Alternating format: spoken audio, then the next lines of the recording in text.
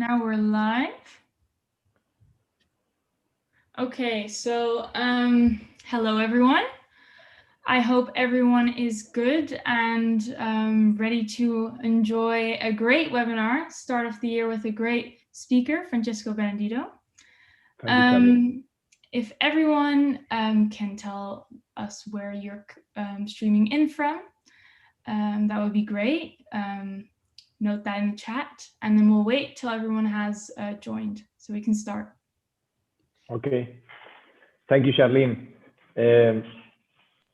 Well, thanks to ESADE and thanks to the E3 initiative and Startup Grind for inviting me for having the first speech here in the year. For me, it's been great always to participate in this type of events because I would like to that I could have this whenever I had your age, right? So it would be great to hear people that at least is older than me, no? And has a little bit more of experience. I don't know if he's smarter, but obviously more experience for sure, no? In terms of years of age. So basically, I'll explain a little bit about my background and who I am and why I'm supposed to be here.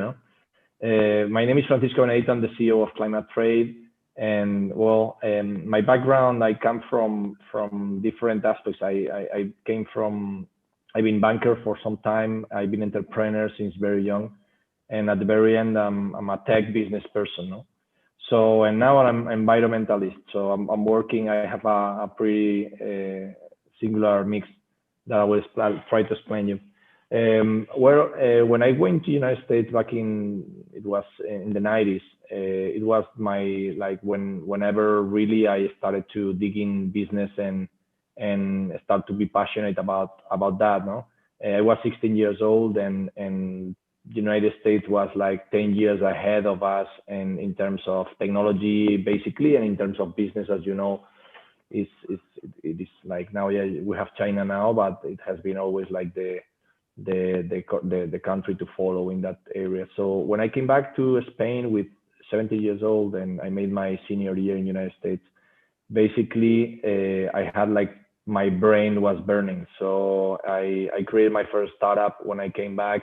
It was one of the first online stores in Spain. I was selling books. I was selling CDs. I remember I don't know if anyone here has already. I had also videos in that point, and so there are not anymore. We use already Netflix and all that stuff. So I was selling CDs, videos, and all that, and the old ones. And well, at some point I stayed only in books, and it went very well. But I was very young, no, so I had to study. And I had to drop it and sell it, and well, it was kind of family decision. And then I started to study, and I studied law and business.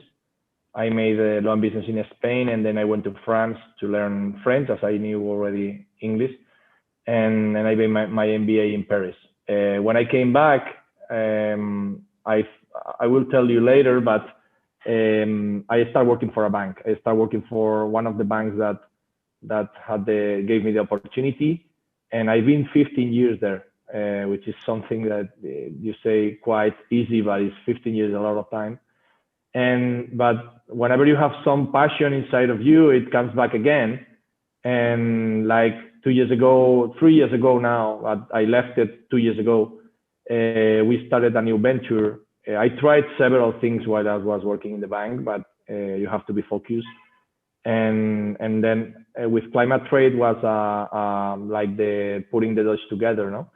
So we launched ClimateTrade in 2018, and we've been growing since then. And now is like big. We are having a big success. I'm great success. I'm very happy with that.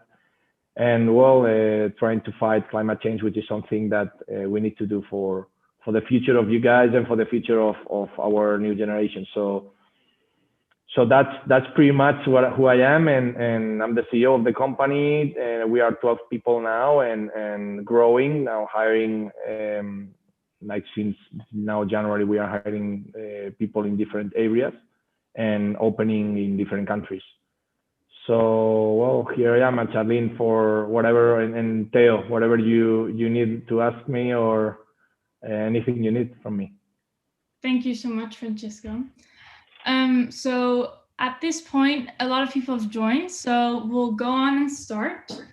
So if you're new to our webinars, we have recently joined Startup Grind, and Startup Grind is the world's largest community in startups, founders, innovators, and creators. And we were founded in Silicon Valley in 2010 and are located in 600 cities across 125 countries. And our mission is to educate, inspire, and connect the next generation of entrepreneurs. So without further ado, we can start here. Feel free, if you have any questions, feel free to write them in the chat while we're doing the webinar. And at the end of the webinar, we will ask these to Francisco, and hopefully he can answer these. So yeah, thank you, Francisco, for this great introduction. Pleasure. So to start off, what inspired you at the age of 16 to start up your first startup? Well, as I guess mostly anyone, whenever you are young, you are inspired by your father normally, or and if you have the lack of having that passion inside your home and you see it from your father, normally we get inspired, no? And my father was someone that he didn't have any money at the beginning, and went very well in business, and it ended up at the end of like, he's retired now, but he worked on the M&A field and real estate. So I was very passionate about business and all what had to do with that. He read a lot about all types of business, entrepreneurs, big moguls, and then I was like passionate about that, reading all the time, and all like the old people that maybe if I tell you don't know, but like I don't know, in Spain and abroad, no, we were like people from like in that point, that people that even now is not even good to talk about it, no. Imagine Trump 30 years ago, no, it was someone that we were admiring, and now well, is everything is blaming on him, right? So, but it was people that got success, and yeah, you wanted to be like them, right? So when I went to the United States, because one of my friends was going, and I went with the Rotary Club that we were members, and I went to the United States. I stayed 1 year there. My family also had business there, and well, I got together with the technology. There they had already fiber optics. We didn't have that here. We had the modems with that make that strong noise. I don't know I don't know if you see something like that. So yeah, I imagine so. So there they had already a T1 that was fiber optics, and the internet just boom. It was like the pop-up of internet. In fact, the what is Yahoo now, it was Terra before, and before was Ole, which was the first search engine in Spain, just when I came back from the United States. So everything was about to be done. So there was nothing. I mean, I read years ago that, and it's true, it's not too difficult to think, is that if you get business in another place, you can replicate in your country with adapting the things, no? If you go to China, to McDonald's, I don't know if you've been if you go to Beijing and you go to a McDonald's, it's not gonna taste the same than your McDonald's normally here. Now we don't go anymore to McDonald's normally, we go to other ones because there are many goods, but before there was McDonald's and Burger King. So if you go to China, the taste is different. So that's the same for business. If you go to other country, you replicate the things there. So if they were 10 years ahead of us, we could bring that here easily. And Spain is very, sometimes is a lot of business is copycat from other countries, no, in terms of like Globo or any others that now they are doing that, no? So we are used to that, and it's normal and it's smart to do it. So that's why I created the online store. I thought on doing it. Amazon was not live yet. It was Barrabés in Spain. it was Casa del Libro, and I remember, and it was another German ball, I think it's BOL. So I launched Tiritione.net, which was it was a card that had Tiritione. It was the word, didn't mean anything, but it was something that you didn't know what it meant, and everyone looked at it. So I thought it was a cool name, and I launched it. And the idea was creating a big store, and I started selling books to, it was not books in English. Normally, you didn't have in Spain many books in English. So I started selling to the high schools, to the teachers, because they were having trouble to find books in English. So that was my first initiative, and why I was dreaming all my life to become an entrepreneur. And I mean, it was like hard worker. I was like, maybe, I don't know, but from every day working and not studying too much. So I was more concerned about the business running. I remember going with my bike to deliver the books and to pick up the books from the big. I went to a big store that there was a major wholesaler that was distributing the books in Valencia. So I made an agreement with them. So I had a big discount, and I could make money out of with that margin. No? And that was my first initiative. No? And where well, that was why I became entrepreneur, and why I wanted to do it. No? And I knew that was something that I wanted to do. When I started studying and I had to drop it out, it was something that someone killed me at some point, no? Because it was something that I gave all my strength and all my efforts on that. But yeah, finally everything comes back again. So with more experience and with more expertise, and that was the thing that my father was teaching me at that moment. So it happened. But anyways, I don't know if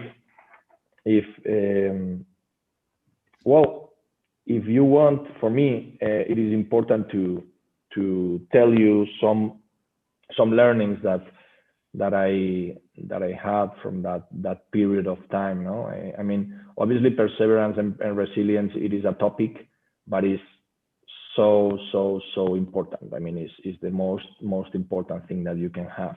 And if you don't have it, you have to pursue it, because people, most of the times, they say they want, but they don't act.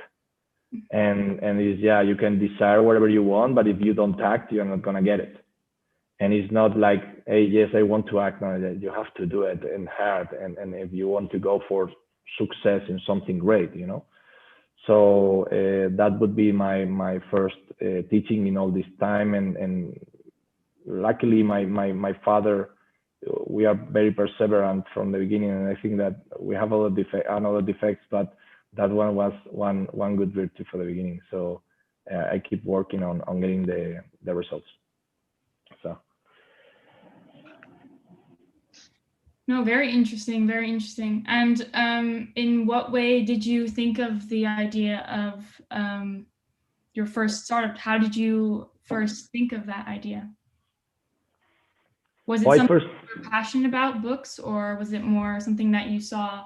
No, I always think on I mean, whenever you want to create a business, for me, is always what is the best to do to one business to be massive. I mean, something that every citizen would like to buy, right? Mm-hmm. So, and I think it's the same concept that Amazon and Bezos have from the beginning. What you need to buy is you need to sell something that everyone needs to buy, you know, like a phone, like Steve Jobs made with us, no? And we didn't have I always say that the fourth industrial revolution is internet. For me, it's like that. I mean, for me, I saw it like this. It was internet, obviously, first thing. Second thing was the computers was before, but it was internet, and then it was the smartphones. And I would say it was Steve Jobs, because the first smartphone was the one that Apple came out with, and then allowed us to have the computer in the hand. No, so. And then what I mean is that you need to sell something that everyone wants, and in the B2C space, if you can, because it's massive. So if you get it, that product, you rock it. I mean, you throw it out of the stadium, you know. So I was looking at, when I came back, I don't know, it was my first idea is, hey, we don't have an online store, we have internet. We created, me and one friend that had a servers. He was one of the first in Spain also, that Salva, that had a, let's say what it would be the initial part of the cloud. He had servers already. So I told him, hey, let's do it together. He was like so focused on the servers he couldn't. So I said, okay, I'm gonna go myself. And it was something that I see it very clear. And I was not wrong. I mean, I didn't just have at that moment, I didn't have experience. Yeah. I didn't have resources, and I didn't have let's say, the trust in myself enough. I mean, I was so passionate, but I don't have the trust in myself enough to say, maybe I'm doing a stupid thing now. I'm dropping university, and at the very end, I'm not gonna imagine 10 years after this, and I don't get anything, no. So, and I was wrong at some point. We'll see, but for me, it was something like that. Say, hey man, I got it there with 16 years old, no. But you never know, no. You never know. Life. I believe a lot in destiny also. So I don't know. Who knows? But it was a very good startup in that moment. It was a very good idea. I think it was a disruption on what you had in the country, and that's why I did it. Super interesting. Thank you. Thank you. So, watching and seeing your career, you started with selling books and videos, and then you switched to the banking sector. So, why did you did this change? Like, what made you do this switch to the banking sector, especially? Because what I had at home, it was someone that was selling and buying companies, and companies of different fields of different type of companies, and I loved it. I mean, I like it. I mean, I like what he was doing, like initially intermediating on the selling of companies of different kinds. And I thought, hey, why don't I become the best on this?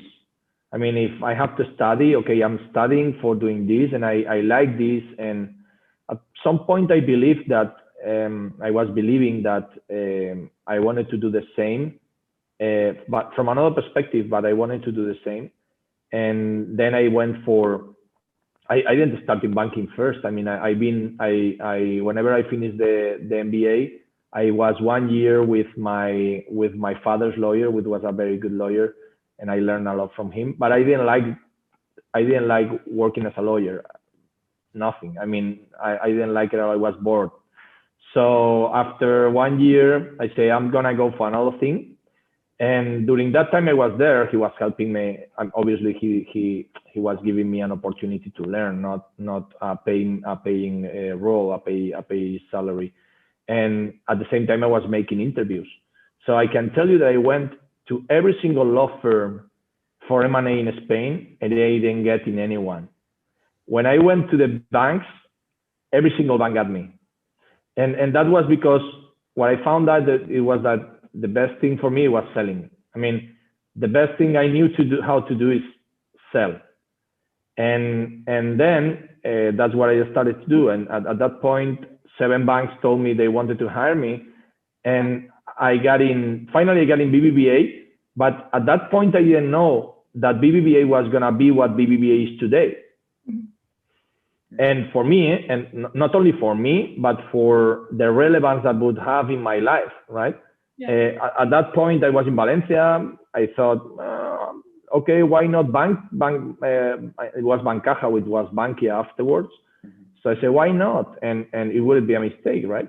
So who knows, no? But BBVA is the leading bank in technology worldwide. I mean, it was the leading bank technology. I don't know if it's now that anymore, but I guess and it is, and it was. So I learned a lot of things there. I had amazing teachers, or amazing bosses that were my teachers, and that had the time to teach me, because one thing whenever you are young is that, and you are passionate, you break a lot of walls, right? You break a lot of walls. You step to a lot of walls that you think you are going this way, and maybe you have to go a little bit at the right, you know. So I have that people that gave me that wisdom and that knowledge to help me learn and go forward. You know? And after I entered the bank, I wanted to go to M&A, but I ended up selling, and I ended up being one of the, let's say, regional managers of in the island of Minorca, in one at the very end, and then Alicante in one area of Alicante. And also, as I was very involved in technology, and BBVA was doing the first things on blockchain, I got involved with that, and I learned a lot about blockchain. I saw it at the very beginning when I remember I bought very early Bitcoins. Now you step your head to the wall again, you know, but because I sold them, I made money and I sold them. But and yeah, it's funny, eh? But it was like around 0.4, you know. So imagine, and and then I learned a lot there. And at some point, I stayed like I was good at what I was doing. I was the best seller there, and I was selling a lot, and I was selling good, and I enjoyed that. And yeah, that's why I moved to the bank, Theo.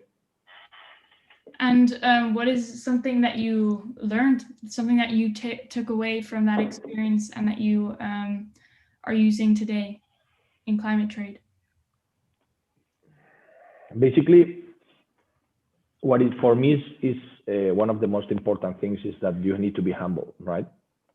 You need to learn from people. There's a lot of people that you have to have self-confidence for sure, but you don't need to be arrogant. You need to listen to people that at least is older than you, in my opinion, and that normally, and if they know more than you.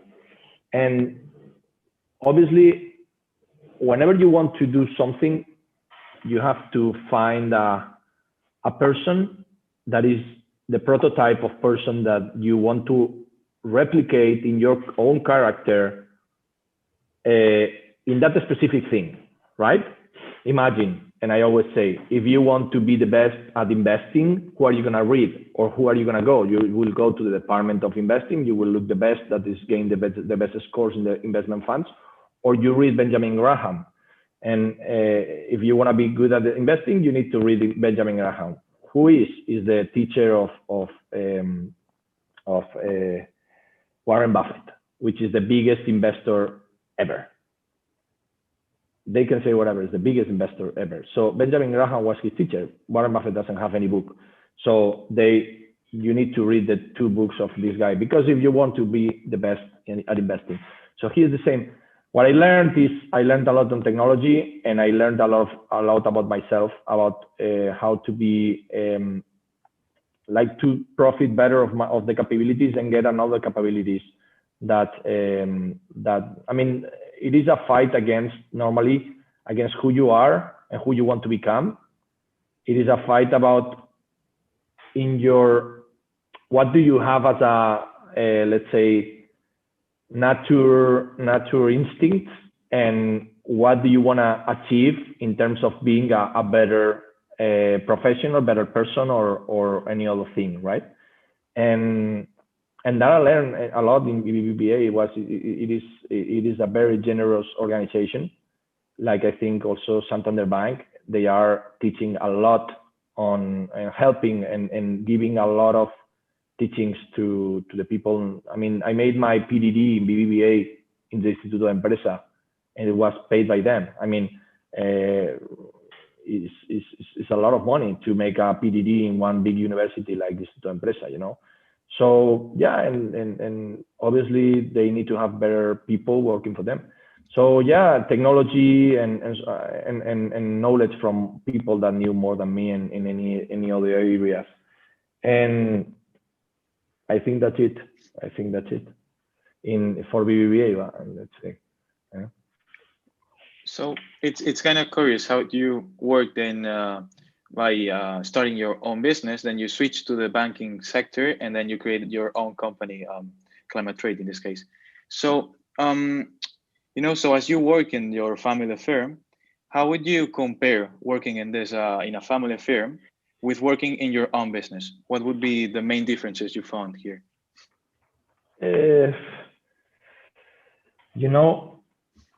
Basically, if you can work with your family, you are lucky, So in my case, my father and I, we are pretty much very similar. So we cannot work pretty much together. And I love him, but I cannot work with him.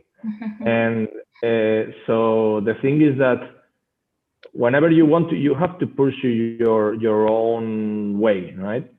So for me, I want to do the things at my own way. I can make mistakes. Of course, I make a lot of mistakes, and I learn from my mistakes. The thing is learning. You have to make mistakes, obviously.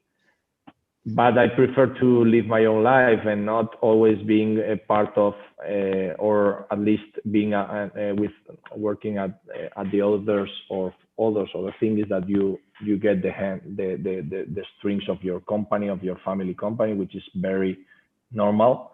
And if you have a very good relation and you do it, you can do it a lot. You can go along with that.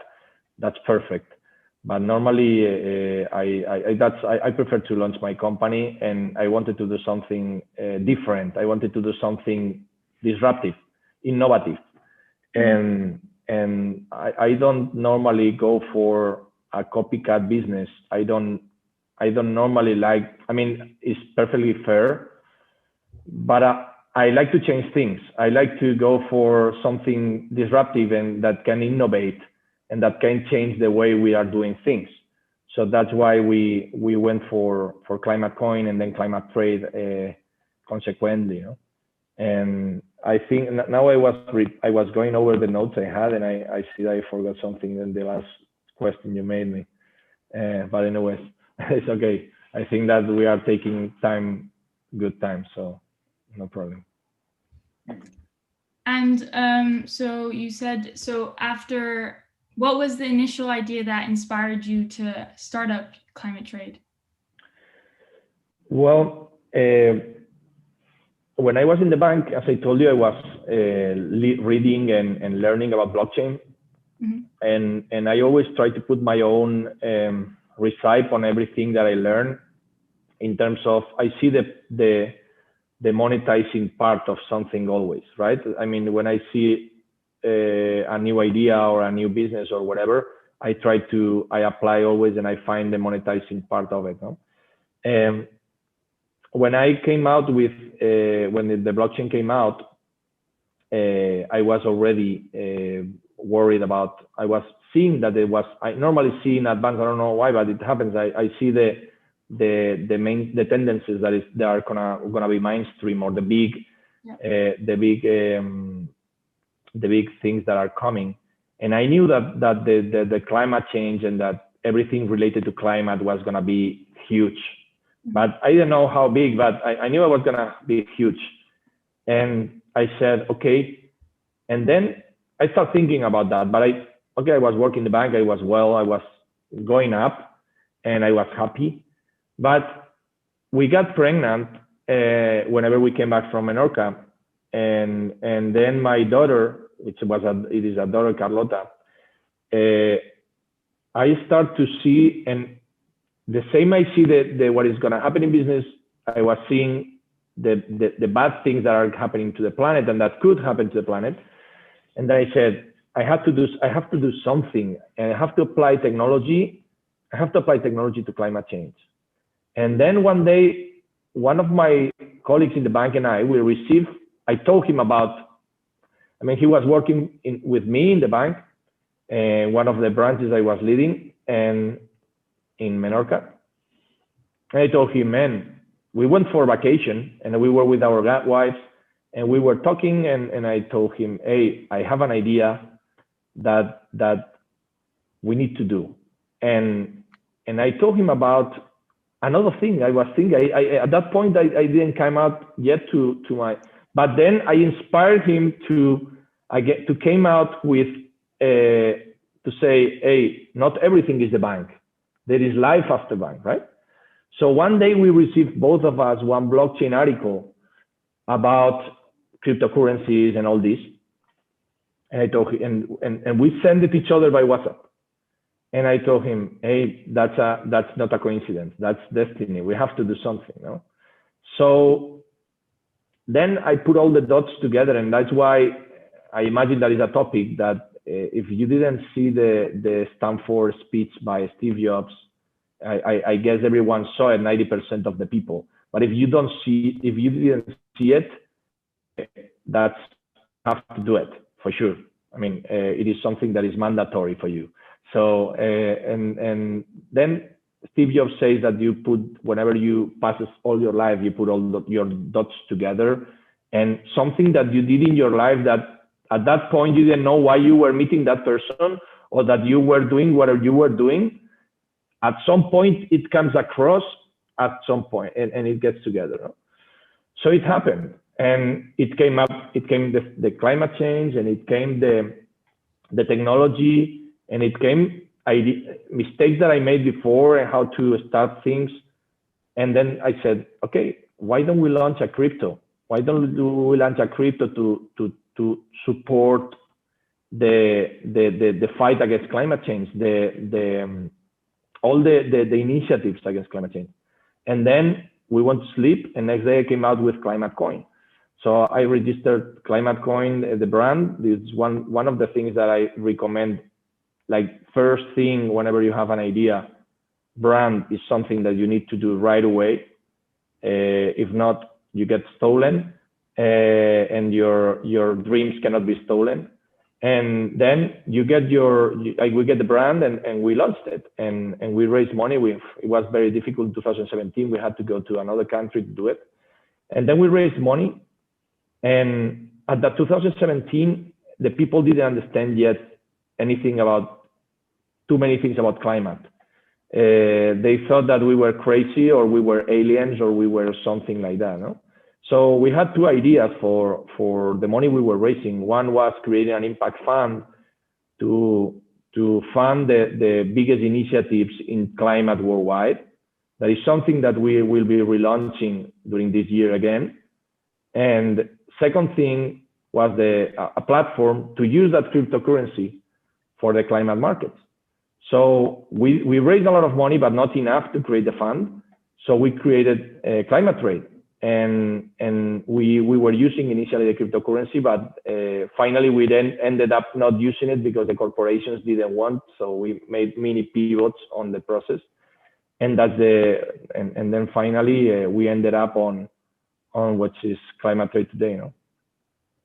Wow, wow, and. Did you experience any struggle trying to find investments? Or did you find that overall a lot of people were very interested in investing? Can you repeat, sorry, Charlie, because I didn't get it well. Did you encounter any challenges in terms of investments, in gathering investments for your idea? Okay, sorry, I didn't understand you. Well, not really, because I mean, obviously at the very beginning, you have your savings that is not too much, and so basically you have the 3 F's that you already know: family, friends, and fools, or fools, friends, and family, whatever you want to put it.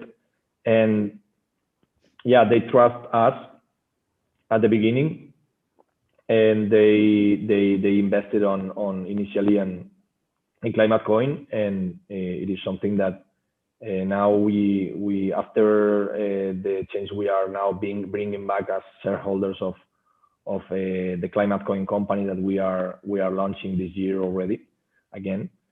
So at the very beginning, yourself is the one that attracts the money, not the project, basically, because the project, it is a project, and it can be great. But in Spain, we are not that dreamers like in United States. So it's true. In my opinion, is a defect. I mean, people wants to have everything too tight, before helping. I mean, there are acceleration companies now. The European Union is doing very well on funding funds for early stage initiatives. And there are, as I know that you guys have a fund also in the SADE that in fact, you guys invested in one company that I already invested also. I also invested. So, I mean, that there are, it is changing, but obviously everyone needs or wants and needs a return. But whenever you are starting an innovative business or an innovative idea, the first thing you are thinking on how to deal with your idea, and you are going to make mistakes, and you are going to, so at the very early, it is difficult to find that investors. If you, probably US is much easier, is easier because money there is much easier to find for new ideas, because it's like a bet they make, right? It's like a bet, and we have to make bets also. We have to help the people that have innovative ideas. No? So yeah, initially it's because they invest because of you, but then now we closed last summer a seed round. We already passed what my friend says, Jose, that I explained about my partners afterwards, but my friend Jose always say the valley of the death. We passed already the valley of the death. So I say, okay, perfect, man. I hope not to find another one. So, so yeah, what I'm trying to say is that whenever everything goes well, everyone wants to get on board. Yeah. The thing that you have to be always thankful is to the people that help you from the beginning. And in my case, something that we will be always helping that people and giving them return, the first people that helped us, you know, so from the very beginning. But yeah, we closed a seed round, and now we are going for a Series A, probably second quarter, depends on some things that are happening in our business. But we probably will go for the second quarter of a Series A internationally. We have many funds already that we have been discussing with them already. So like in the last one, it would be over subscription, I guess. So yeah, and we need to fund the growing of the company in the countries we want to grow in. So. Well, I have to say, I personally find the origin of your company truly interesting. Well, like we know that entrepreneurship is not always a path of flowers, and sometimes, you know, some problems may occur. So I'm sure that there's a lot of people who would like to create their own companies here. So what would you say to these people that is something, you know, maybe you would like to know before creating ClimateTrade? Is there anything you would recommend to these people? Yeah, I tried to don't forget things that I wanted to say today. There is one thing that I learned recently that is super important, and that I would like to have it before. And I was trying to think before when you made me this question. I was thinking and say, I don't know if I would change anything in terms of learnings, because it's good. Mm-hmm. And you need to make that learnings yourself, because it's something that you are getting, like wisdom that you are getting along. So you need to get it yourself, not by reading, by mistaking. So, and you can get things by reading, obviously, but you need to make some mistakes to learn. You know what normally happens, and this is very important, and you will see it with time. Maybe I'm older than you, I can tell you. You need to take more attention to the internal part, to your interior, than to your exterior. I mean, whenever you're young, you are very passionate, and you make more mistakes because before in a race, before they shot the gun, you're already running, right? And that's good, because that's genetics is great if you are like that, more than reflexive. If you are reflexive, you will have to work on that. If you are like standing up the first, that you will make more mistakes, but with the time you will get more reflexive. So it is very important meditation. It is very important the internal part of yourself. The interior is key for your life, for your dreams, for everyone you want to achieve. And we don't dedicate time to it. I mean, how much time do you dedicate to yourself, to reflecting, to thinking, but not thinking that something appears in your mind? I mean thinking and quietly and dedicating time to yourself. We don't dedicate time. So I passed probably the worst stressful situation in my life. It was in 2018. No, 2017, 2018, I think, yeah, beginning 2018. I was working for the bank. We launched the company, and I was having a baby. So I was not sleeping. I was leading a team that I sometimes I apologize with them because I was not the person I should be, because I had too much pressure on me. And then in the afternoons, I was leading the company. So in the very beginnings. So I remember times to arrive home that I thought that something was going to happen to my brain. You know, I mean, it was that bad. And I'm fast, but I was overpassing my capabilities. So I remember my partner, Jose, who joined me at one point when I couldn't lead the company for the first year, and I needed a CEO. So one multimillionaire from Valencia that created a unicorn introduced us, and it was like when you get in love, right? So it was something that he was coming from another world, but he knew a lot about business and startups.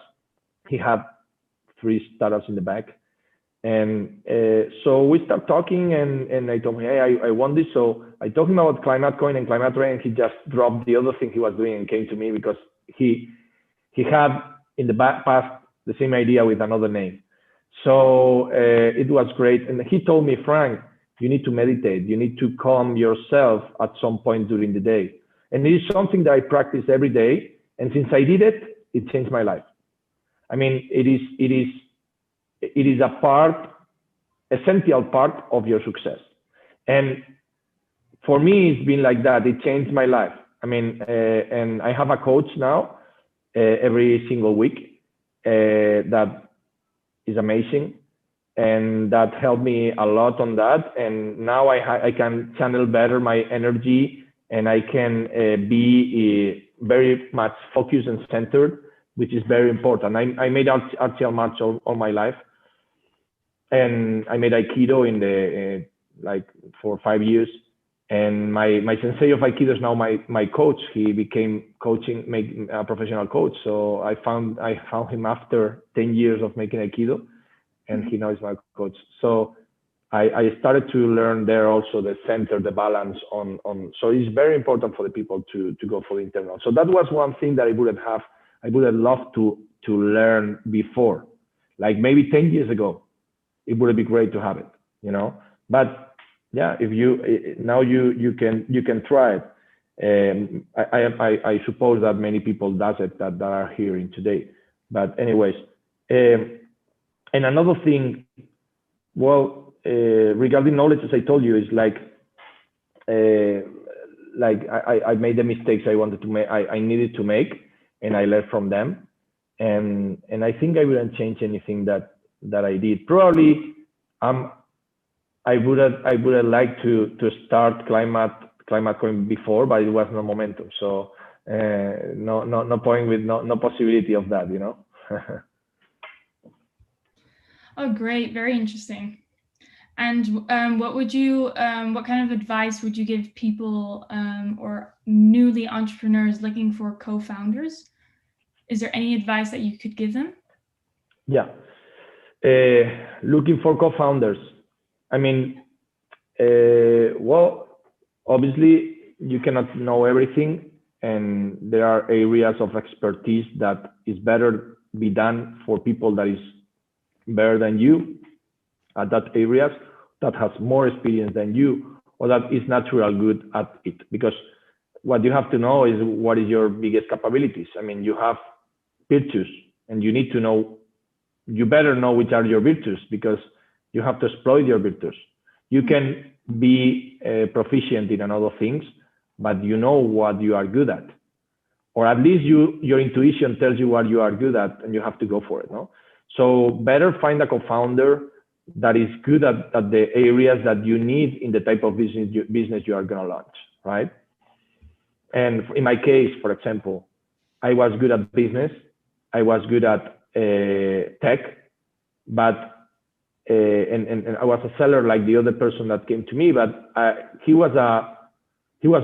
better seller than me. I mean, he overpassed me in selling. He's amazing.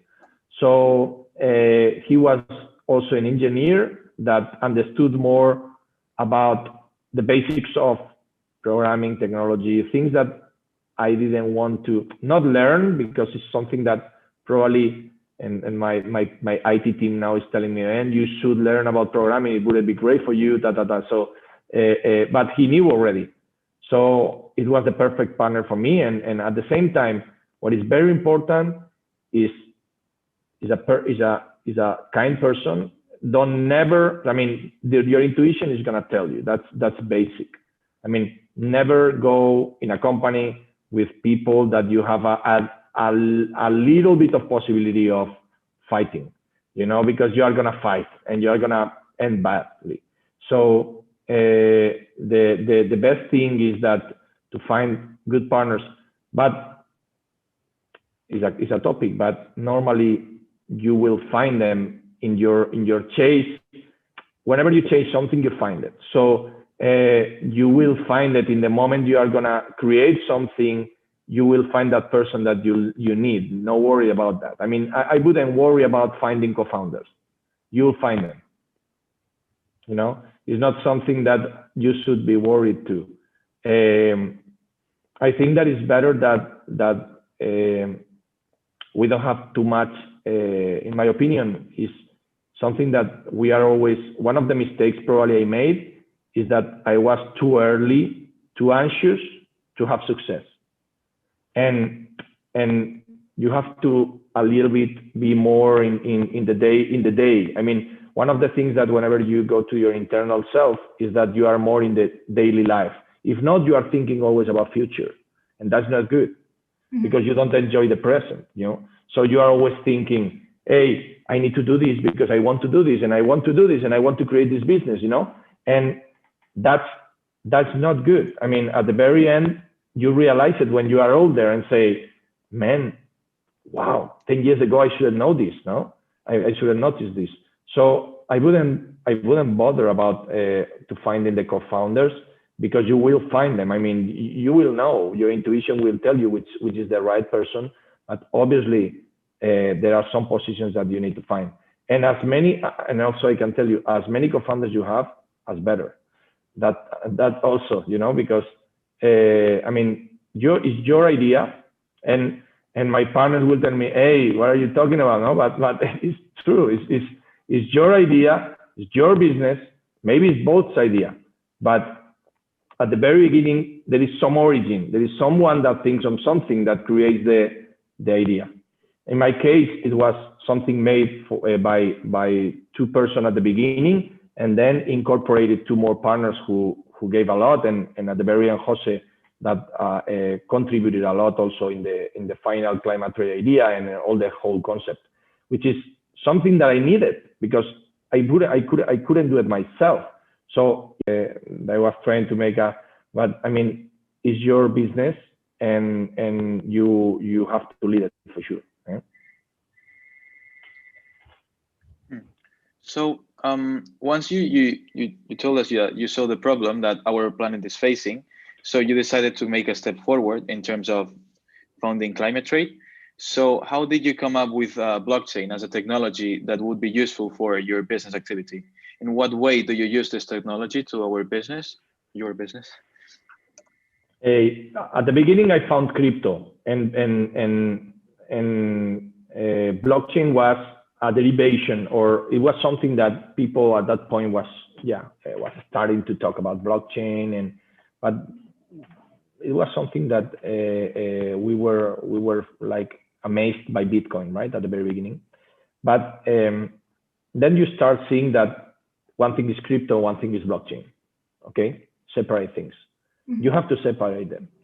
And then when you get blockchain, you see that blockchain is not a panacea. It's not a panacea, but like obviously it's not internet, but it is something. And some blockchain expert will, maybe they want to kill me after this, but it's true. I mean, in my opinion, I mean, blockchain, it is a tool. It is the best way to do things, and it's a disruption in terms of doing some business. For me, in my case, it was transparency, was traceability, which, I mean, at the very end, a blockchain is a decentralization of data, right? To be specific or to be rapid on the definition. So basically you have the data you want to show, it is gonna, if you want to show it, it is gonna be public, because you cannot erase that information. It is gonna be in many nodes, in many servers, that you won't be able to delete it. And you cannot hack it. So that data is pure, is traceable, and so you are transparent. So any business that requires transparency, that requires traceability, then you can do it you can apply blockchain.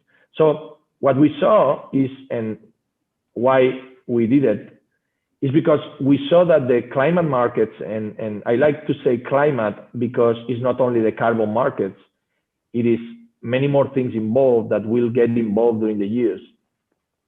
It needs transparency.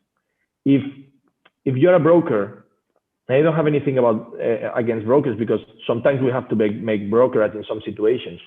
I mean, you buy and sell, and there's a set that says buy and sell and never fabricate, no, or never. But is something that it is relevant. But of course, the marketplace era, it is very important. In one way, we thought, hey, there is a possibility in this business that there is not a marketplace. Why don't we put together the guys that are generating it's like the farmers selling directly to the public, right? From the fields. You can sell oranges directly online. There are a lot of companies that are making money selling oranges directly online, and they don't need to go through intermediaries or brokers, right? So this is the same. Why? So I start thinking, okay, which is the two problems that we have together with Jose and the other partners, and Juan and Pedro. We found out, okay, which is the biggest problem on the carbon markets and the climate markets. The guy that is generating a project doesn't get the real price, because there are speculators that speculate with that price. So that person gets, imagine of 10, he gets 2, and the broker gets 8. That's not fair, because we are not making only money here. We are making impact. We are talking here about generating projects that decarbonize the planet. So whatever you want to do is to maintain properly a project so it can keep decarbonizing, right? And that guy needs money to maintain the project, and needs money to maybe generate new projects that keep decarbonizing. So if the broker gets the money and makes more money, there is no point. So if you use blockchain for that, what you do is you prove that the money, it went to the developer directly. You can prove it.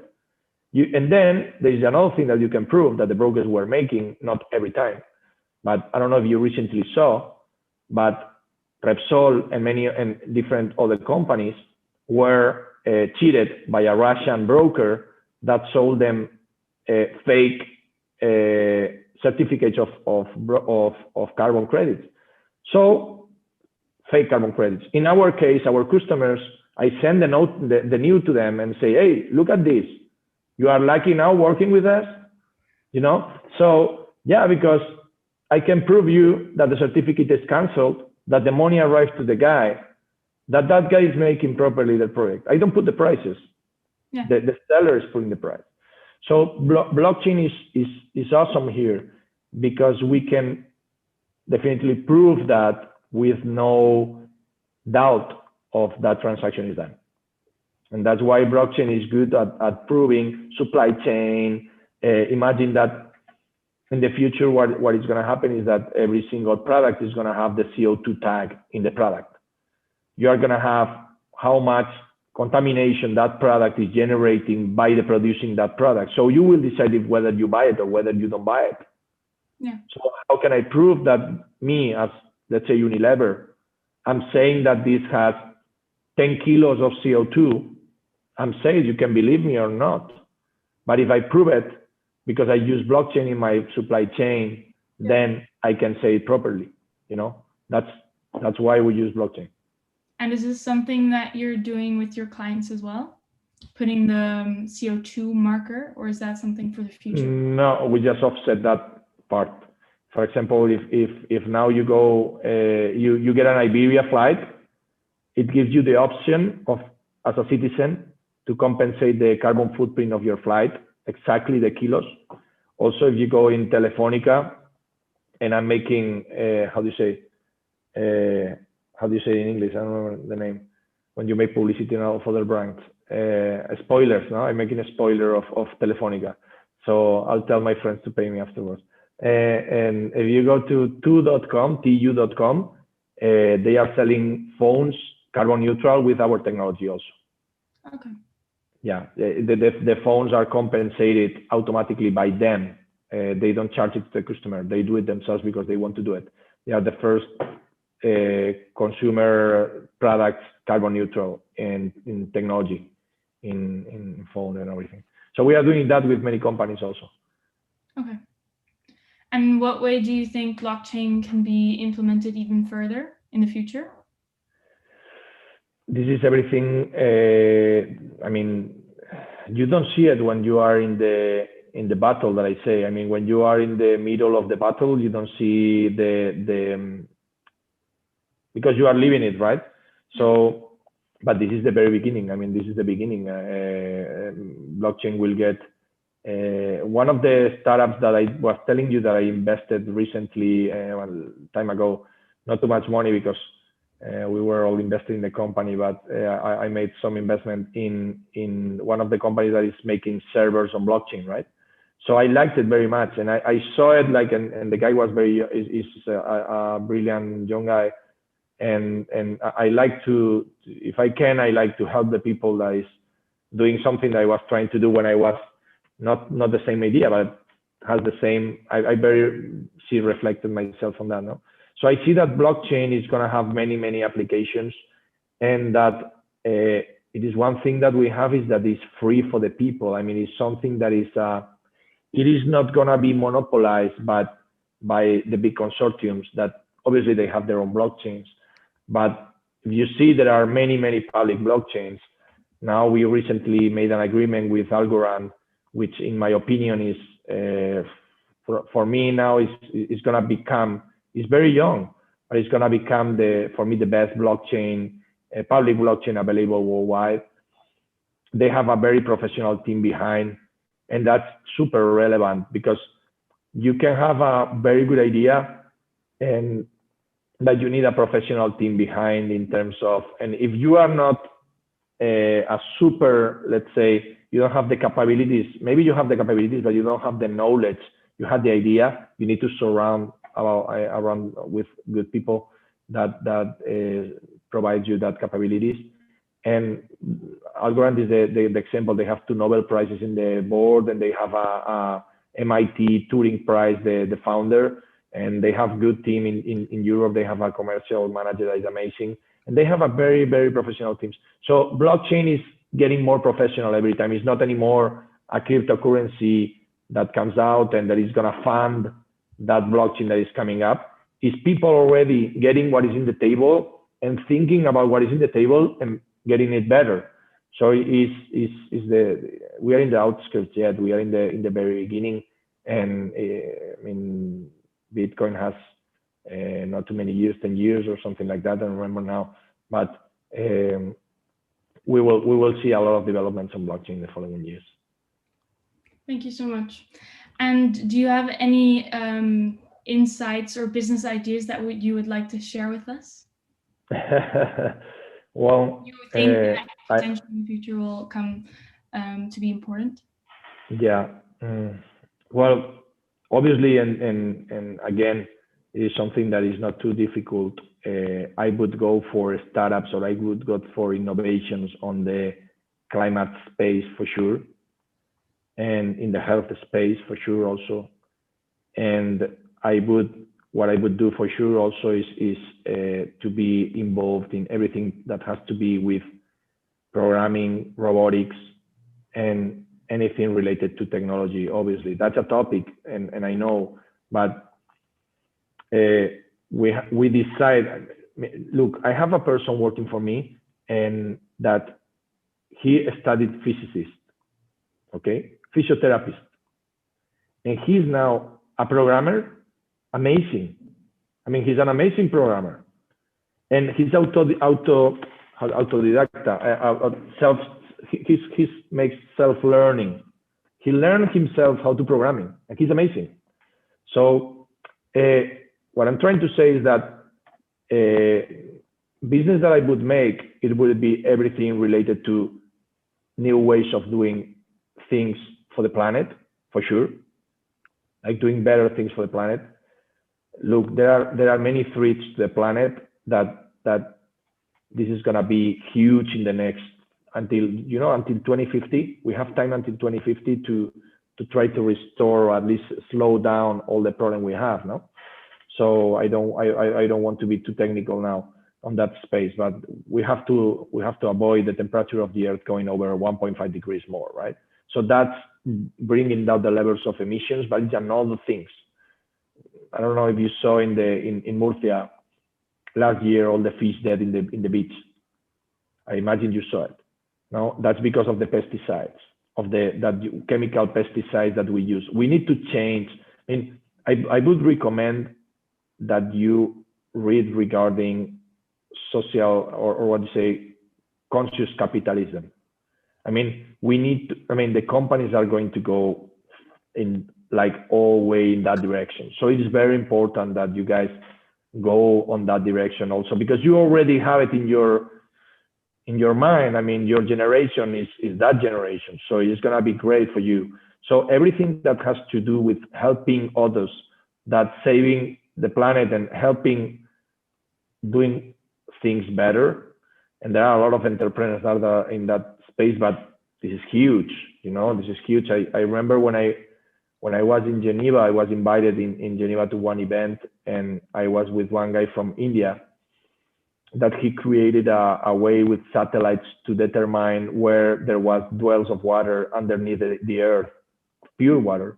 And water is going to be, it shouldn't be, but it's going to be one of the problems in the pure and clean water around the world in the future.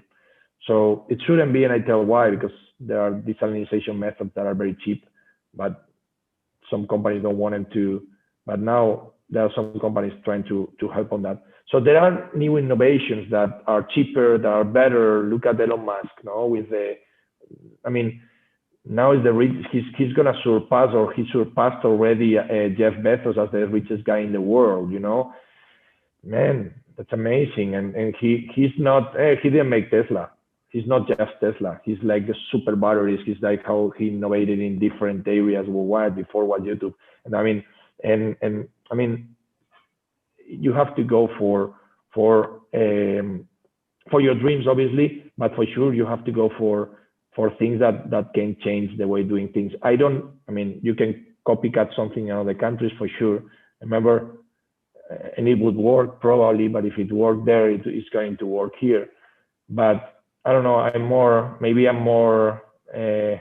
how do you say, more romantic in terms of business, I like to create something that can be huge. So I like to go for moonshots, and it is good to do moonshots in this life in many things, So I don't know if I answer your question. I cannot just tell you exactly any like my next business. If not, I will have to go after you afterwards, I'm joking, but.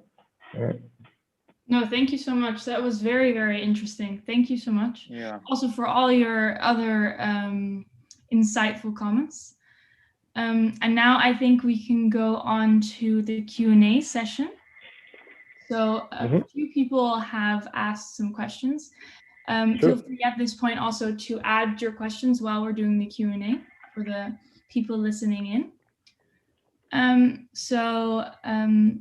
Let me turn on the light. Sorry, 1 second. Yeah, go ahead. Don't worry. Because it got dark at the same time while we were here.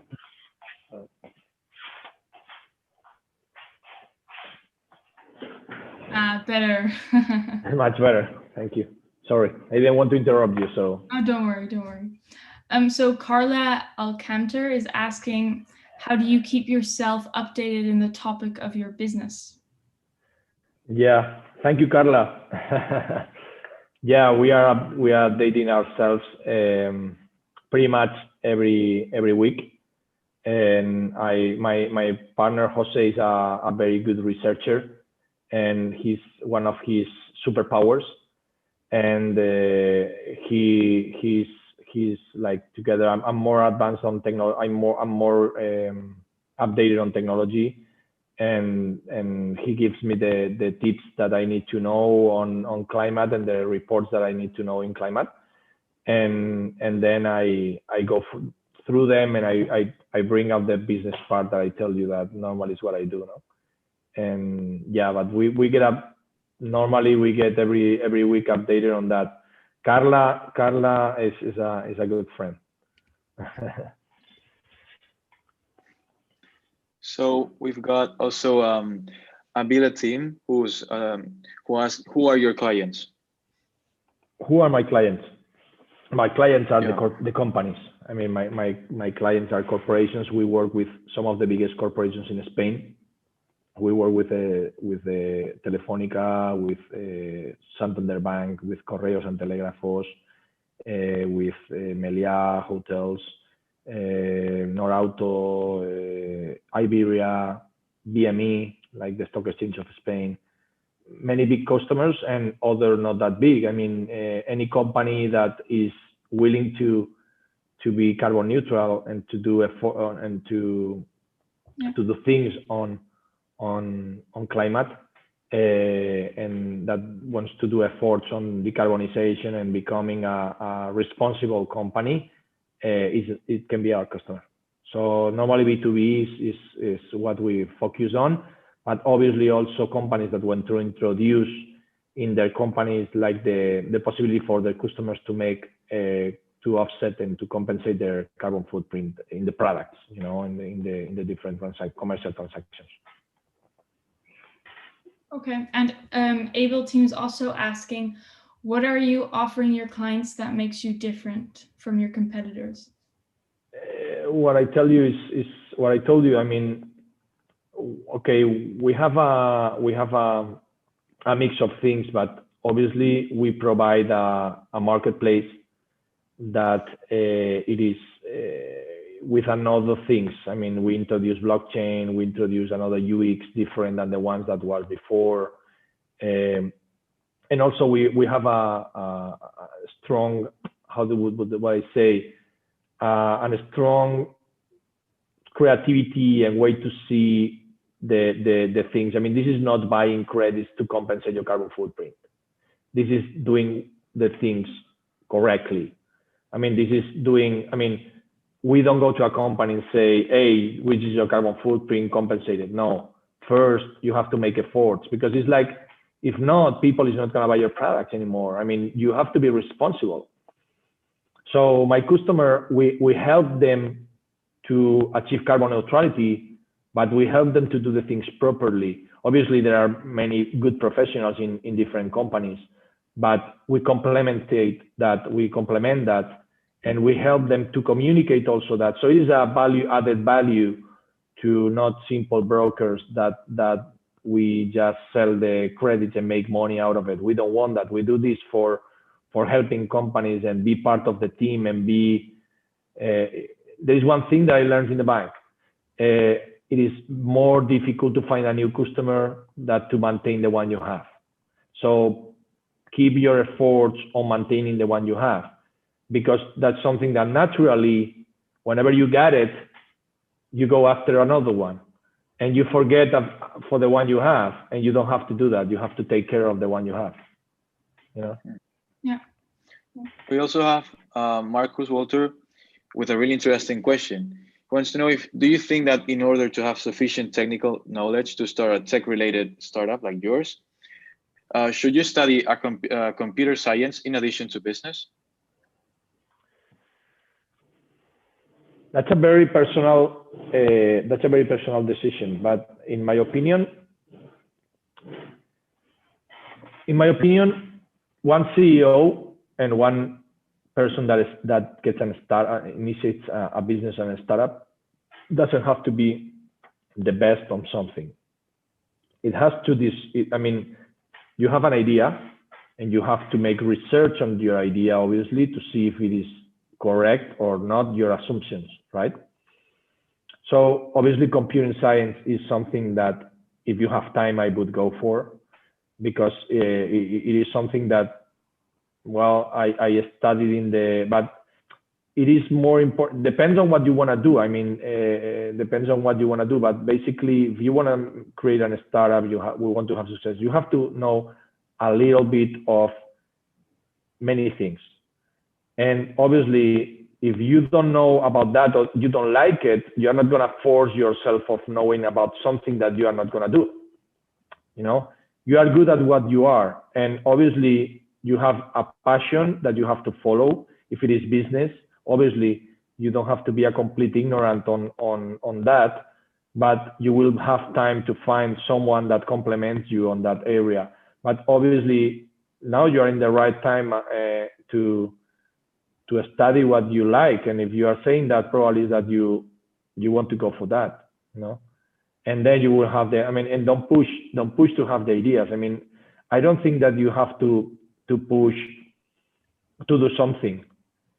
If you are an entrepreneur, at some point you will find it. Obviously, you have to be reading, thinking, seeing things, and at some point it will arrive. But test it, always test it. I mean, whenever they say the topic, hey, you have to make a business plan, you have to make a business plan.